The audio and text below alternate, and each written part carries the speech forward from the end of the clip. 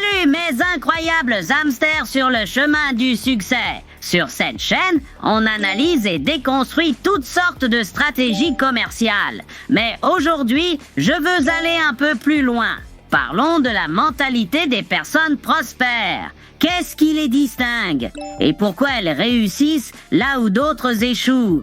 Comme vous le savez, cher hamster, pour réussir, il faut penser comme ceux qui réussissent. Alors, détendez-vous, mettez vos tâches de côté et écoutez. Car comprendre cela pourrait bien ouvrir un tout nouveau chapitre de succès dans votre vie.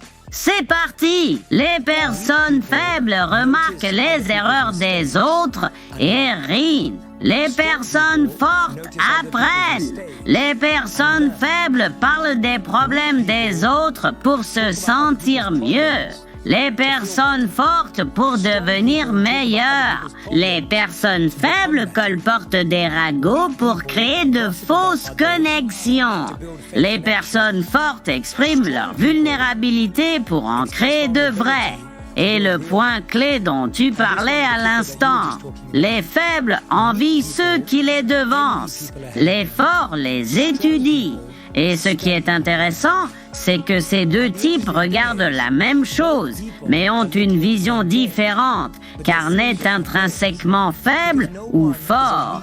Tout dépend de ce sur quoi on se concentre. Waouh, c'était vraiment profond, voire même inspirant. Je ne suis pas totalement d'accord avec les termes faible ou fort. Pour moi, c'est plus une question de sagesse ou d'efficacité, mais le sens est clair et je suis d'accord. Ceux qui se construisent sur la moquerie des erreurs des autres freinent leur propre croissance. Les sages, ils apprennent de ces erreurs pour ne pas les répéter. Et il en va de même pour le succès. Les myopes se contentent d'envier, tandis que les sages prennent des notes.